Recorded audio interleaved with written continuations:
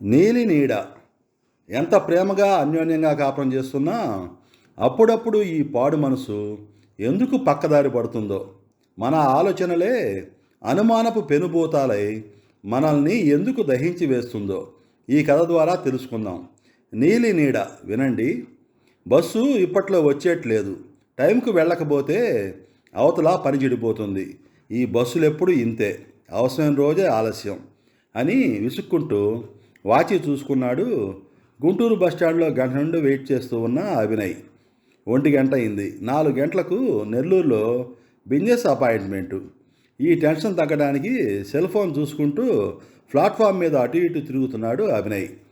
పక్క నుండి అభి అన్న మధురమైన పిలుపుతో నిలిచిపోయాయి అభినయ్ కాళ్ళు.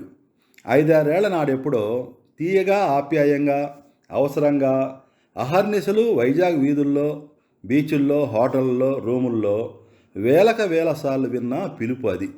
మనసులో ఇప్పటికీ మరుగున పడిపోక కలల్లో, కల్పనల్లో, ఏకాంతంలో ఎన్నోసార్లు పలకరించే కమ్మని పిలుపు. తల పక్కకు తిప్పి చూశాడు. నిషిక. ఈ జన్మలో మళ్ళీ తనకు ఊహల్లో తప్ప కనపడుతుందనుకోని నిషిక. బీటెక్ పూర్తయ్యాక మా ఫాదర్కు కోల్కతా ట్రాన్స్ఫర్ అయ్యింది.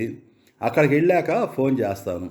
తర్వాత శుభలేఖలు, ఆ తర్వాత 3 ముళ్ళు 7 అడుగులు అని చివరిసారిగా చెప్పి తనకు దూరంగా వెళ్ళిన నిషిక.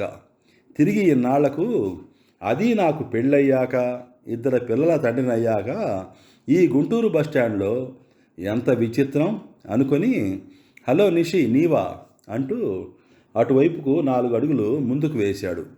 తెల్లని ఆ మెడలో నల్లపూసల గొలుసు, దాన్ని ఆనుకొని గోల్డ్ చైను, దానికి మధ్యగా గుండెలపై పల్చని గులాబీ రంగు చీరలోంచి కనపడే రూపాయి కాసంత రాళ్ల మంగళసూత్రం.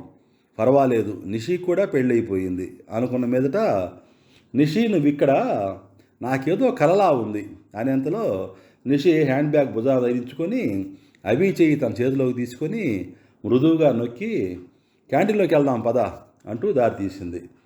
క్యాంటీన్ ముందుగా అప్పుడే వచ్చిన తిరుపతి బస్సు నెల్లూరు రావా అభి అని అడిగినట్లు అనిపించింది. నెల్లూరు పోవాలి, మరి నిషేమి కావాలి? అభి మధ్యలో చిక్కు సమస్య. నెల్లూరు బిజినెస్ సెటిల్ అయితే వస్తుందనుకునే ప్రాఫిట్ లక్షలు ఒకవైపు, బీటెక్ 4 ఇయర్స్లో అన్ని అనుభూతులు, ఆనందాలు కరువెరక్కుండా అందించిన కల్పతరు నిషి మరోవైపు.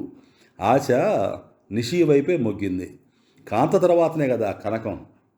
అప్రయత్నంగానే క్యాంటీన్లోకి నడిచాయి 4 కాళ్ళు. అభి, ఇన్నాళ్ళుగా ఎక్కడున్నావు?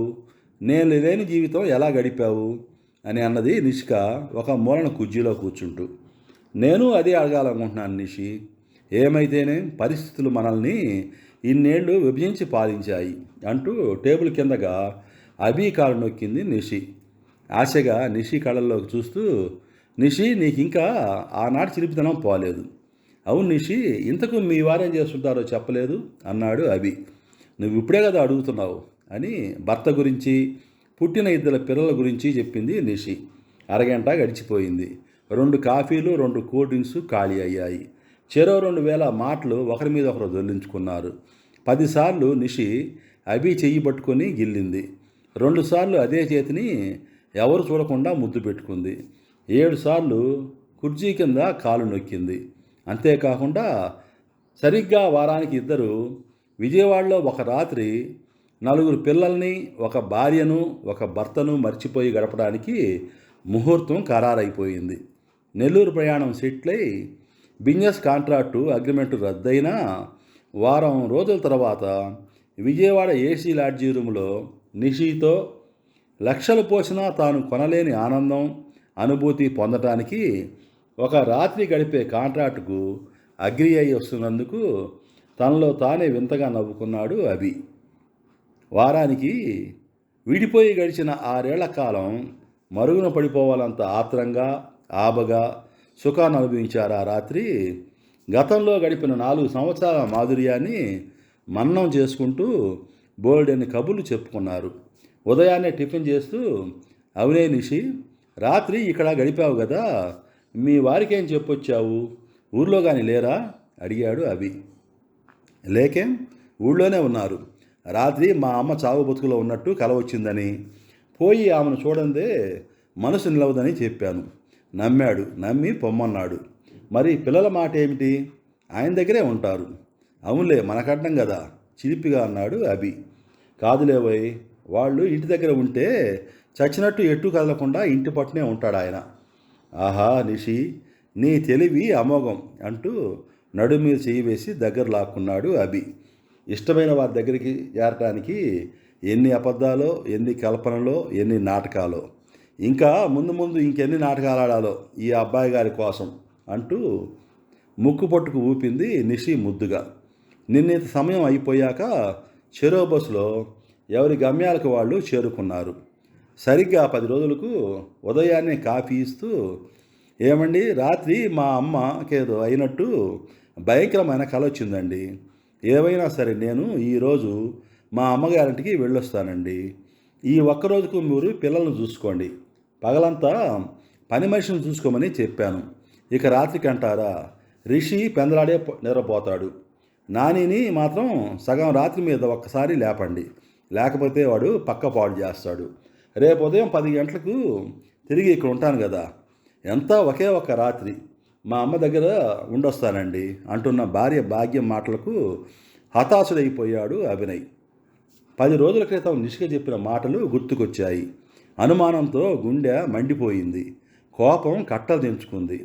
కాఫీ కప్పు విసురుగా టీపాయ్ మీద పడేసి, చెస్, నువ్వు చచ్చికి పెట్టినా ఒక్కదానివే నీ పుట్టింటికి పోవడానికి వీల్లేదు అని ఓ శాసనం చేసి పడేసి చకచకా లేచి వెళ్ళాడు. ఎప్పుడూ అంత గట్టిగా శాసించిన భర్త అలా ఎందుకు ప్రవర్తించాడో, అంత కోపం వచ్చే మాట తనేమందో తెలియని భార్య భాగ్యానికి కన్నీళ్లు కట్టలు తెంచుకున్నాయి. మిత్రులారా, మా బావగారు కీర్తిశేషులు అయినాల కనకరత్నాచారి గారు రచించిన 1987 మార్చి స్రవంతి మాసపత్రికలో ప్రచురించిన ఈ కథను మీకు వినిపించాను. నేను చెప్పిన ఈ కథ మీకు నచ్చినట్లయితే వెంటనే సబ్స్క్రైబ్ చేసుకోవాల్సిందిగా కోరుతున్నాను. మీ విలువైన కామెంట్ను మాకు తెలియజేయండి. యూట్యూబ్లో డిఎస్ రావు రీల్స్ అని టైప్ చేసి వచ్చిన కథలన్నింటినీ కుటుంబ సభ్యులతో కలిసి చూస్తారని ఆశిస్తాను. మీ తోటి వారికి షేర్ చేస్తారని కోరుతున్నాను. మీ దార్ల శ్రీనివాసరావు, ఒంగోల్ ఆర్టీసీ కంట్రోలర్.